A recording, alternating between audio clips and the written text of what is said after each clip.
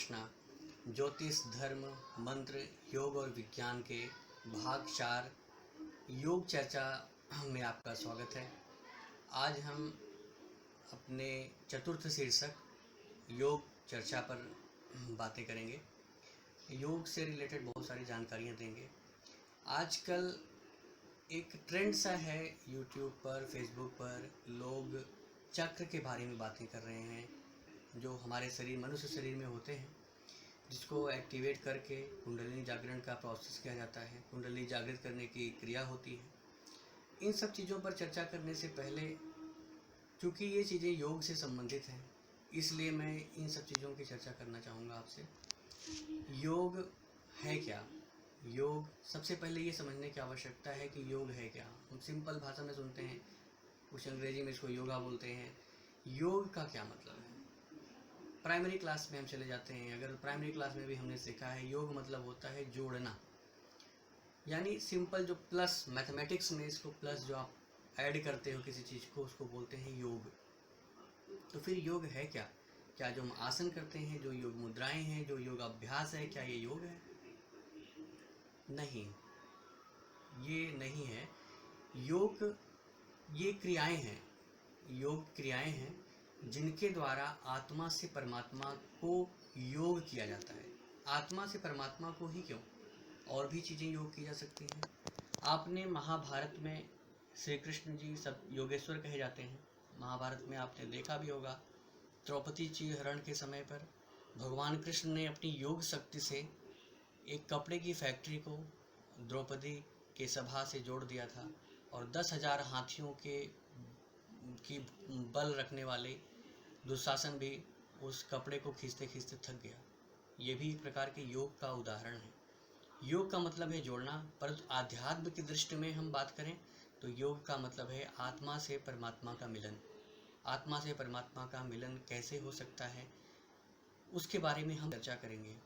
योग, प्राणायाम, ये बेसिक चीज़ें हैं। योग मुद्राएं होती हैं। प्रारंभिक 3 आसन आपको पता ही होंगे, सुख आसन, पद्मासन और सिद्धासन। इन पर बैठकर हम कई योग मुद्राओं का अभ्यास कर सकते हैं, जिससे हमारे कई सारे रोग शरीर के दूर होते हैं। वास्तव में आज हम योगाभ्यास, प्राणायाम को अपने रोगों को दूर भगाने के लिए इस्तेमाल करते हैं, परंतु प्राचीन समय में इन योगाभ्यासों को, इन योग और प्राणायाम की क्रियाओं को हम शरीर को स्वस्थ रखने के लिए केवल नहीं इस्तेमाल करते थे, बल्कि इन क्रियाओं को हम आत्मा को परमात्मा से मिलने के लिए प्रयोग करते थे। अब मैं आपको एक चीज़ और बताना चाहूँगा। संसार में बहुत सारे प्राणी हैं, जल प्राणी हैं, थल पे रहने वाले पक्षी हैं, पशु पक्षी हैं, जानवर हैं, बहुत तरीके के जीवाणु, कीटाणु, बहुत सारे योनियों में रहने वाले जीव हैं। किंतु मनुष्य एक शरीर ऐसा है जिसमें अपार ऊर्जा भरी हुई है। उस ऊर्जा को समझने की आवश्यकता है। उस ऊर्जा से ना सिर्फ आप अपने शरीर को स्वस्थ रख सकते हैं, किंतु अपने शरीर से आत्मा के रूप को परमात्मा से मिलवा भी सकते हैं। उसके लिए क्या अभ्यास है, क्या तरीका है, हमें क्या करना चाहिए, उन सब चीज़ों पर हम चर्चा करेंगे।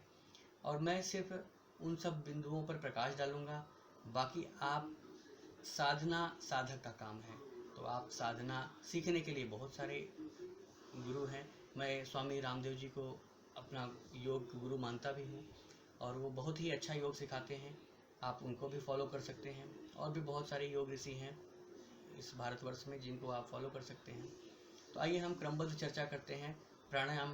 प्राणायाम क्या है? प्राणायाम बेसिक एक अभ्यास है जिससे हम शरीर के अंदर के श्वासों को बैलेंस करते हैं। प्राण मतलब वायु, आयाम का मतलब एम्पलीट्यूड। जैसे पेंडुलम घड़ी का होता है, एक साइड जाता है फिर दूसरी साइड बराबर जाता है, तो ये आयाम है, इसको आयाम बोलते हैं इस दूरी को।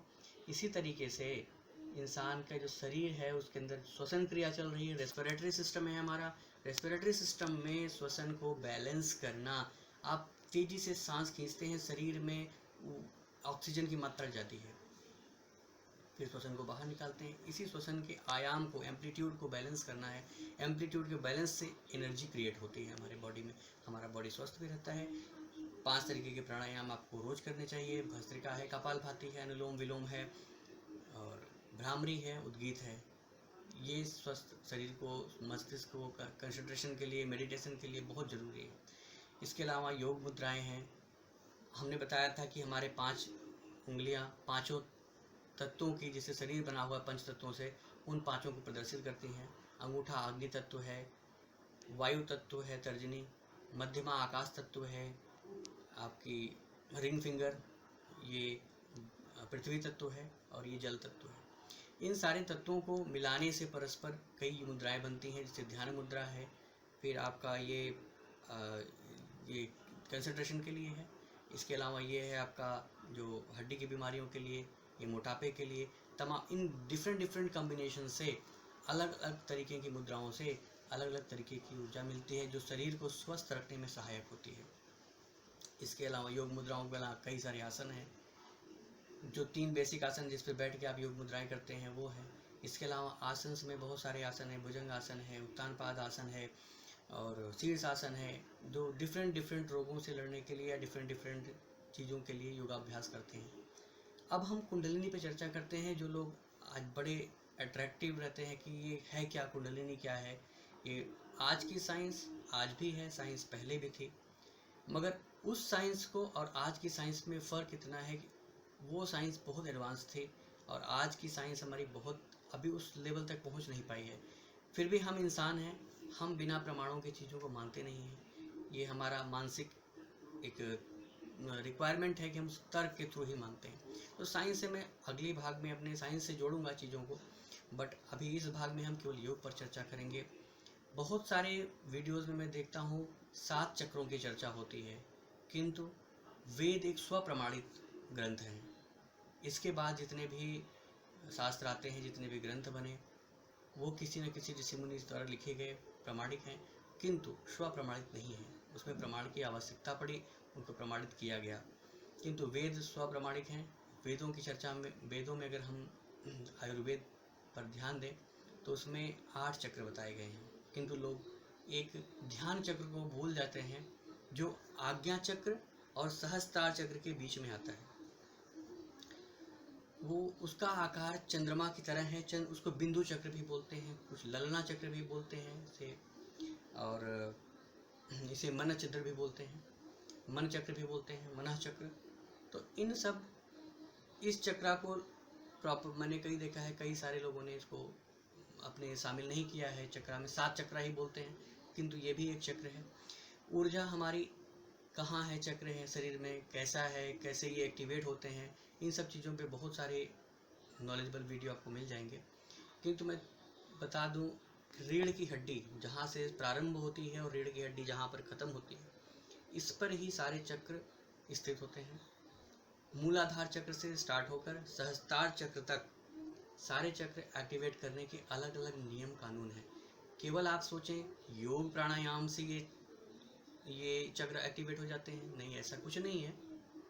योग प्राणायाम से, इसके अलावा भी आपको मूलाधार चक्र एक्टिवेट करने के लिए यम का पालन करना होता है। यम के कुछ सिद्धांत हैं, अस्तेय, अहिंसा, यानी आप हिंसा ना करें, तो दूसरों को कष्ट ना पहुंचाएं, और दूसरों के प्रति झूठ ना बोलें, किसी से सच बोलें। इन सब आचरणों से आपका मूलाधार चक्र एक्टिवेट होता है। इसके बाद आपका आता है स्वादिष्ठान चक्र। स्वादिष्ठान चक्र नियम से एक्टिवेट होते हैं। हमारे अंदर हमारे मन को कंट्रोल करने के लिए, हमारी इंद्रियों को बस में करने के लिए जो हमारी इच्छा शक्ति है, उससे हमारा स्वादिष्ठान चक्र एक्टिवेट होता है। इसके बाद तीसरा चक्र है मणिपुर। मणिपुर चक्र योगाभ्यास से एक्टिवेट हो सकता है, इसको योगाभ्यास से एक्टिवेट कर सकते हैं। इसके बाद हमारा आता है अनाहत चक्र। अनाहत चक्र को एक्टिवेट करने के लिए प्राणायाम, रेस्पिरेटरी सिस्टम है, क्योंकि अनाहत चक्र इनकी स्थिति के हिसाब से आप देखेंगे तो अनाहत चक्र हृदय के पास पहुंच जाता है। जो रेस्पिरेटरी सिस्टम हमारे डायफ्राम, ये आपका जो चेस्ट का पार्ट है, उसकी योगा प्राणायाम से इसको आप एक्टिवेट कर सकते हैं। इसी तरीके से इसके बाद आज्ञा चक्र आता है। आज्ञा चक्र के बाद फिर आपका मनः चक्र है। इसके बाद आपका सहस्त्रार चक्र है। इस तरीके से आज्ञा चक्र पर भी सावधानी रखनी चाहिए। बिना गुरु के अभ्यास के आज्ञा चक्र नहीं करना चाहिए, क्योंकि आज्ञा चक्र पर इतनी ऊर्जा प्राप्त हो जाती है इंसान को, अगर वो बैलेंस ना किया जाए, उसको संगठित ना किया जाए, तो वो आज्ञा चक्र की ऊर्जा दूसरों को भी हानि पहुंचा सकती है। वो ऊर्जा अनियंत्रित हो जाती है, अगर उसको कंट्रोल नहीं किया जाए तो खुद को भी नुकसान करती है अंततः। इसलिए इन सारे अभ्यासों को बिना गुरु के ना करें। एक चीज़ और आती है चर्चा में, लोग कहते हैं कुंडलिनी गुरु की फोटो लगाने से जागृत हो जाती है, किसी के स्पर्श मात्र से जागृत हो जाती है। क्या ऐसा संभव है? बिल्कुल। कुंडलिनी जागृत होना और चक्रों का कार्य करना दो अलग अलग चीज़ें हैं। कुंडलिनी जागृत आप कर सकते हैं गुरु के स्पर्श से, सिद्ध गुरु हैं उनके स्पर्श से कुंडलिनी जागृत हो जाएंगे, उनमें स्पंदन स्टार्ट हो जाएगा, वाइब्रेशन।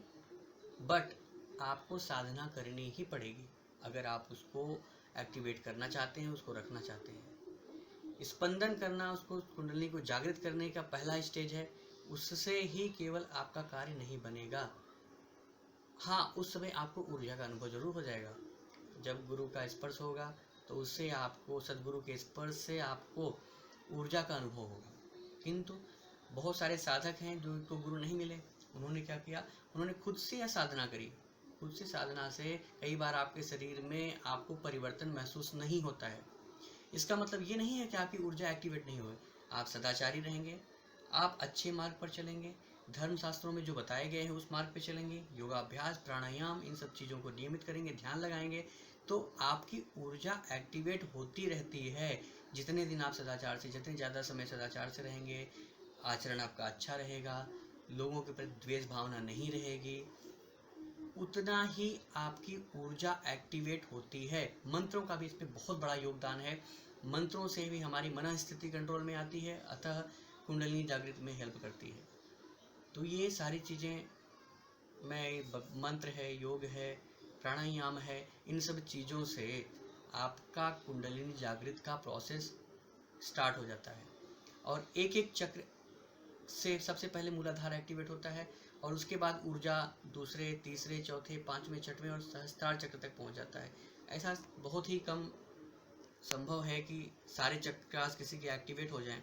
उसके लिए बहुत ही नियम कानून, बहुत ही साधना की आवश्यकता होती है। बड़े बड़े वैराग्य लोग, धारक या बड़े बड़े योगी संत इसको पाने में शायद सक्षम हो। वो भी हमारी पहुंच से बहुत दूर होंगे, कहीं किसी जंगल में, किसी हिमालय पर्वत पे कहीं पड़े होंगे, अपना योग साधना में लगे होंगे।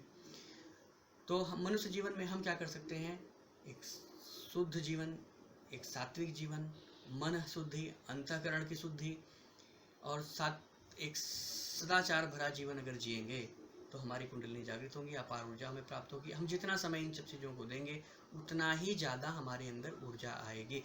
बहुत सारे लोगों का प्रश्न होता है कि क्या ऊर्जा नाड़ियों में होती है? नहीं, नाड़ियों में ऊर्जा नहीं बहती है। शास्त्रों में ऐसा लिखा है, आयुर्वेद में ऐसा कहा गया है कि जो आप नसें हैं, नाड़ियां हैं, इनके बीच में स्थान होता है, ऊर्जा वहां से प्रवाहित होती है। आप इस सिद्धांत को ऐसे भी समझ सकते हैं कि जो सदाचारी पुरुष होते हैं, जो योगाभ्यास प्राणायाम करते हैं, उनका ऑरा क्षेत्र बन जाता है। एक उनके चारों तरफ एक ऑरा क्षेत्र होता है जिसको मीजर भी किया जा सकता है, ऑरा मीटर भी होते हैं। और रूस ने बहुत इसमें काम किया है ऑरा मीटर को। ऑरा मीटर में आपकी ऑरा, आपका प्रकाश पुंज नापा जाता है कि आपके चारों तरफ कितना प्रकाश है, कितनी ऊर्जा आपकी चारों तरफ प्रवाहित हो रही है। इसीलिए कहा जाता है जो सदाचारी हो, सत्कारी हो, आप सत्संग में जाइए, बड़े बड़े महात्माओं के साथ जाइए, बैठिए। उनसे क्या होता है कि उनकी ऊर्जा के क्षेत्र में आने से आपके विकार नष्ट होते हैं, आपको अच्छी सीख मिलती है, अच्छा अनुभव होता है। इसलिए आप इन सब चीज़ों का भी प्रयास करें। ऊर्जा मैंने आपको बताया नाड़ियों में नहीं बल्कि उनके बीच के स्थानों से गुजरती है, और इसी वजह से ऊर्जा का क्षेत्र बाहर भी है और बाहर भी एक ऊर्जा का क्षेत्र क्रिएट हो जाता है। ये सारी जानकारियाँ मैंने आपको योग में दी। अगर इन सब चीज़ों पे अभी और जानकारी हम दे सकते हैं, किंतु समय अभाव के कारण हम अभी अपने वीडियो को यहीं विराम देना चाहेंगे और अगले भाग में विज्ञान से सारी चीज़ों को जोड़ कर देखेंगे और उस पर ज्योतिष, धर्म, मंत्र, योग और विज्ञान का क्या संबंध है। विज्ञान बहुत ही छोटा सा टॉपिक है, लेकिन क्योंकि विज्ञान हमारे अध्यात्म को कहीं भी टच नहीं करता है, किंतु अध्यात्म को समझने के लिए जो विज्ञान की दृष्टि से देखना चाहते हैं, मन और आत्मा में भी अंतर मैं आपको इस भाग में नहीं बता पा रहा हूँ। आगे के भागों में मन और आत्मा में भी डिस्कस करेंगे कि मन और आत्मा होती क्या है। मन कौन से फैसले करता है, आत्मा क्या फैसले करती है, इन सब चीज़ों पे बहुत सारे आध्यात्म में इतने सारे बिंदु हैं चर्चा के, जो निरंतर आप कई सदियों तक करते रहें तो ख़त्म नहीं होने वाले हैं। किंतु मैं जितना संभव हो सकेगा अपने आने वाले वीडियोस में आपको इन सब चीज़ों की जानकारी देता रहूँगा। तब तक हमारे साथ जुड़े रहिए, तो और सारी जानकारियाँ मिलती रहें लगातार। इन्हीं सब चीज़ों के साथ आपको हमारी बहुत सारी ढेर सारी शुभकामनाएँ। आप स्वस्थ रहें, निरोगी रहें और सदा अपने परिवार के साथ सुखी रहें। यदि एक छोटी सी चर्चा मैं आपसे कहूँगा और कि यदि आप किसी टॉपिक विशेष पर चर्चा करना चाहते हैं तो कृपया आप हमें मेल द्वारा या यूट्यूब पे कमेंट द्वारा आप अपनी चर्चा का विषय टाइप कर सकते हैं। हम उसको आगे आने वाले भागों में शामिल करने का पूरा प्रयास करेंगे। तब तक के लिए धन्यवाद। जय श्री कृष्ण।